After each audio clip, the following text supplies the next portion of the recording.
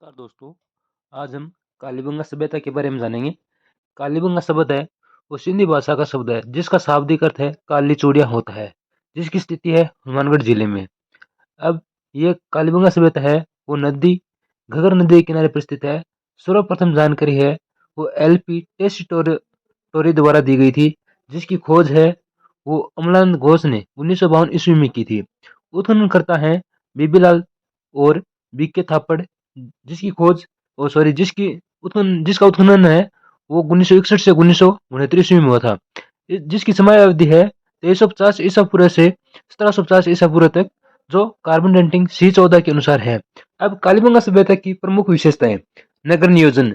उच्च भूमि जहाँ पे राजा का निवास था या गड्डी क्षेत्र, और निम्न भूमि जहाँ पर नगर या जनता रहती थी। दोनों भाग दुर्गीकृत यथा यहाँ से दोहरी रक्षा प्राचीर के प्रमाण मिले हैं। इसलिए कालीबंगा को दोहरे प्रकोटे वाली सभ्यता कहा जाता है या नगरीय सभ्यता भी कहते हैं। सड़कें, जो सड़कें हैं वो समकोण पर थी और ये एक दूसरे को काटती थी, इसलिए इसे ग्रिड, जाल, ऑक्सफोर्ड चेस बोर्ड पद्धति वाली सभ्यता भी कहा जाता है। ईंटों का प्रयोग है वो धूप में सुखाई गई ईंटों का प्रयोग किए जाने के कारण इसे दिनहीन सभ्यता भी कहा जाता है। ईंटों का आकार है वो था 4:2:1 में। लकड़ी की नालियों के प्रमाण। विश्व में सर्वप्रथम लकड़ी की नालियों के प्रमाण है वो कालीबंगा सभ्यता से ही मिले, जो जल निकासी व्यवस्था के लिए थी। घर, खिड़की एवं दरवाजे मुख्य सड़क की ओर न खुलकर पीछे की ओर गली में खुला करते थे, और दरवाजे में छोटे छोटे छिद्रों वाली अनूठी परंपरा केवल कालीबंगा में देखने को मिलती है। कृषि, विश्व में सर्वप्रथम जुते हुए खेत के प्रमाण कालीबंगा सभ्यता से मिले हैं। नोट विशेष है वो विश्व में सर्वप्रथम खेत के प्रमाण है वो मेहरगढ़ से भी मिले हैं।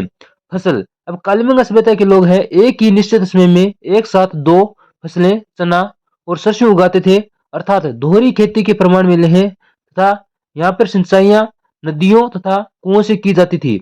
यज्ञ परंपरा है, यहाँ पे 7 अग्नि वेदिकाओं के प्रमाण मिले हैं, और अग्नि वेदिकाओं के पास ही जानवरों की हड्डियां मिली है। मतलब यह है कि लोग पशु बलि दिया करते थे। मोहरे, कालीबंगा सभ्यता में से प्राप्त मोहरों पर व्याधर और महिला कुमारी देवी का चित्र मिल रहा है, तथा ये मोहरे बेलनाकार है, और इन मोहरों का संबंध मेसोपोटामिया से बताया जाता है। यहाँ की सभ्यता यह सभ्यता मात्र सत्तात्मक व्यवस्था और एकल परिवार पर आधारित थी। लिपि, भावचित्रात्मक लिपि या सर्पिलाकार लिपि, जो बुस्टोफेदन लिपि है जिसे अभी तक पढ़ा नहीं जा सका है। यह लिपि दाएं से बाएं लिखी गई है, इसलिए हम कह सकते हैं कि कालीबंगा सभ्यता आद्य ऐतिहासिक काल की सभ्यता है। समाधान, 3 प्रकार के साक्ष्य मिले हैं। पूर्ण समाधान, जो पूर्ण शरीर को दफनाना मुस्लिम विधि। आंशिक समाधान, जंगल में पशु पक्षियों के खाने के लिए छोड़ देना फिर बाद में दफनाना पारसी विधि। कलश समाधान, अग्निदाह संस्कार कर अस्थियों को कलश में रखकर दफनाना हिंदू विधि। कब्रें, कब्रें भी 3 प्रकार की मिली है, जो अंडाकार कब्र, इसे चिरायु कब्र भी कहा जाता है। आयताकार कब्र। तीसरी है मिश्रित कब्र, जहां महिला एवं पुरुष दोनों अर्थात युगल सावधान के साक्ष्य भी मिले हैं। अब है उपनाम। कालीबंगा सभ्यता के उपनाम है वो दीनहीन बस्ती के नाम से भी जानी जाती है। सिंधु कालीन सभ्यता के नाम से जानते हैं। हड़प्पा कालीन सभ्यता, कांस्ययुगीन सभ्यता, आद्य ऐतिहासिक काल सभ्यता, नगरीय सभ्यता के नाम से भी जानते हैं। कालीबंगा में उत्खनन के 5 स्तर हैं। प्राक हड़प्पाकालीन, जो प्रथम एवं द्वितीय स्तर है। हड़प्पाकालीन और उत्तर हड़प्पाकालीन है वो तृतीय, चतुर्थ और पंचम स्तर है।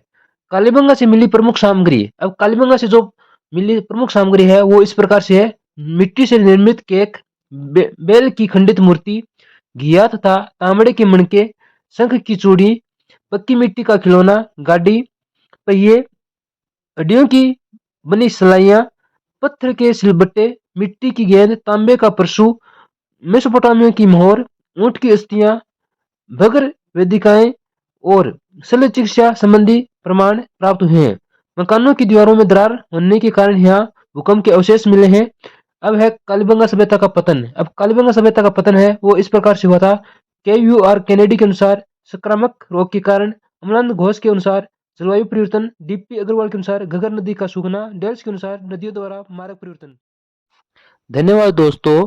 अगर आपको कालीबंगा सभ्यता के बारे में जानकारी अच्छी लगी हो तो वीडियो को लाइक कीजिए और चैनल को सब्सक्राइब कीजिए और ज़्यादा से ज़्यादा शेयर भी कीजिए। Thank you.